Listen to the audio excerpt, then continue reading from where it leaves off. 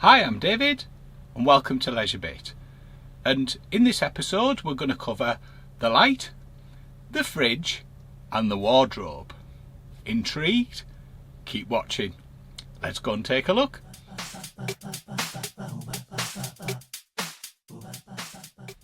So the three things we're going to cover today are fairly straightforward mods that you may wish to do to your campervan.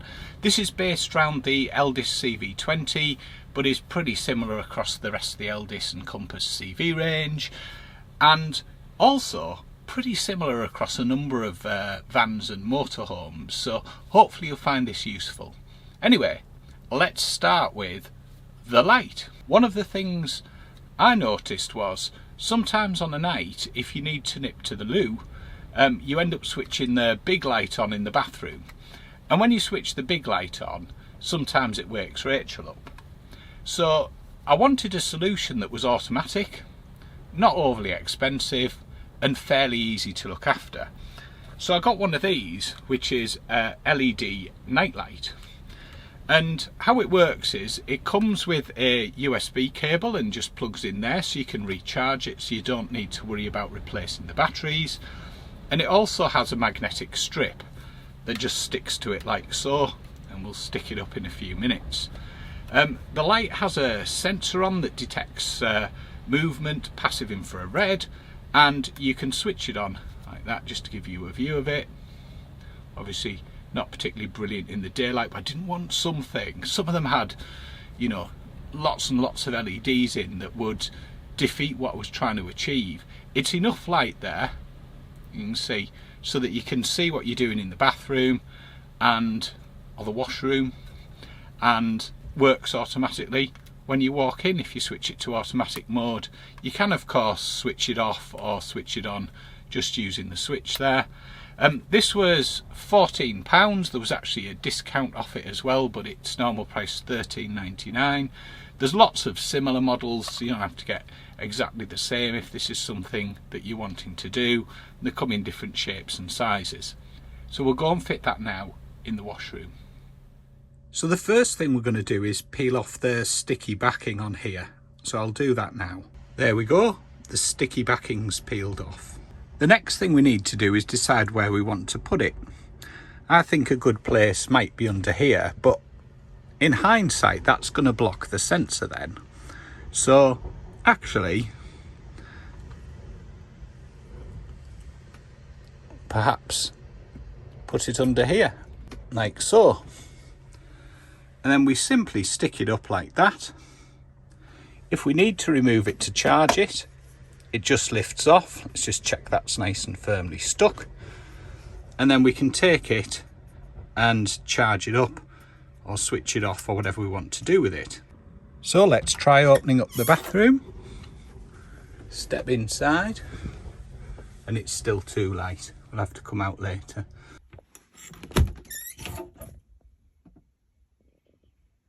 There we go, automatic light. So that's the light, and it also comes with a spare strip. That's the box again, it came in, just to show you that, and I'll pop a link in the description so you know what type I went for, and it gives you an idea then to home in on. Nice and simple there, just stick it up and you can recharge it as you need it. Saves needing to switch the light on, but you still have the light there if you want to use it. So the second one is something really useful for the fridge. So the fridge door has lots of space in it that you can't fully utilise because it only came with 2 shelves. So very simply, buying an extra shelf for the fridge. Now this cost me £25. They do vary in price a little bit. It's the proper door for the fridge.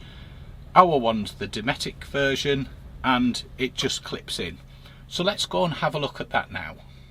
So without the extra drawer in the door there, you can see that there's quite a lot of space, and you can put a drawer there. You could, if you wanted, put one up here, but we thought we'd just go for one of them, so let's fit it there now. So to fit the drawer, we simply line it up and just gently push it down till it's on the space there. and then just carefully manoeuvre it into place, and there we go. Nice tight fit. So you can see there the extra space we've created in the door. Worth noting as well, you can actually remove the freezer compartment of the fridge by simply just open it there and see in. So you can use it as a freezer, or if you want to, you can simply slide it out like so and just carefully manoeuvre it. It's again awkward to do one-handed here. Just manoeuvre it round, and there you go, a bigger fridge. So if you don't fancy using the freezer, you can take it out and make a bigger fridge, and it just goes back in the same way as we took it out. It just slides back in. You can get 4 extra cans in there, look. Give you a bit of view there of the sort of space you have in the doors and the sort of size things that you can fit in the fridge. And just finally on the fridge, there's a little catch here you can flip out. And what that does is, it catches on here and just keeps the door slightly open. It just stops the fridge from ending up getting smelly and horrible when you leave the door shut, so everything's not sweating there. And when you're travelling, always make sure the catch is set, because people have had the doors come open and it causes you quite a big problem then where it breaks the hinge. So definitely worth making sure the travel catch is set whenever you're travelling. And the final thing I want to show you is the wardrobe. And a number of people have had different ideas on how to do this, and they're all great. It's just what works for you. Some people put one of the plastic drawer sets in. Some people have built quite elaborate shelving systems. What I've chosen to do is just to put 2 shelves in, a full shelf and a kind of half shelf, which we'll have a look at in a minute. And I've just stuck them on with Velcro. I've screwed the batons to the side of the cupboard with screws, and just check the length of your screws when you're screwing in, that you don't go through. You've got no more than about 1 centimetre to actually play with, to actually screw into. But seems to work well. Just lift them out, so if I ever need to reconfigure the wardrobe, I don't have to mess about. I've also boxed the pipe in at the bottom, which carries the heating on the CV20. Again, it may be different on your van, so you may not need to do this, and it just stops that getting bashed up. But it also gives a useful storage, and it keeps the heat in rather than it warming everything up in that cupboard, because you might want to store some food stuff in there, for example. So let's go and take a look at the wardrobe. So there we go, you can see the brackets for the top shelf and the Velcro, and also the brackets for the lower shelf and the Velcro. To put the shelf in, start with the bigger one.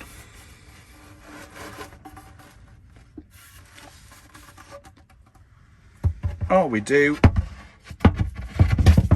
is bob it in, line it up, there we go, nice and solid.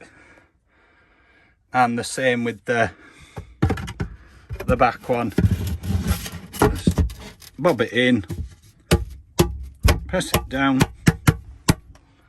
there we go, 2 shelves, and then we can load it up with stuff. Far more convenient. And I put my bags or whatever down here. You can put things on here, so if you want to put the bin in, for example, it'll just sit nicely on there. You can also store, it's quite handy for putting bottles and things at the back if you want to take water or lemonade or whatever it is you want to take. Pick up some of the trays, can you just pop stuff in like so, like that perhaps.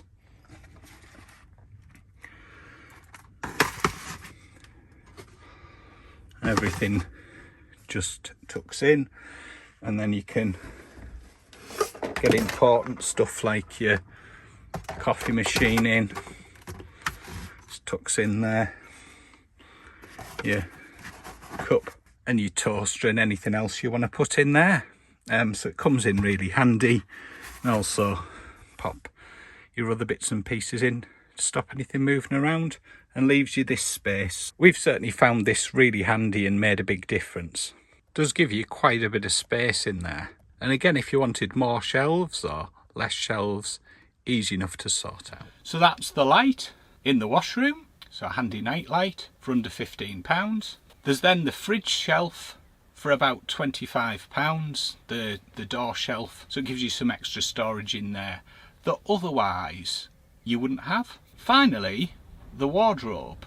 Again, with that, I've tried to keep a bit of flexibility.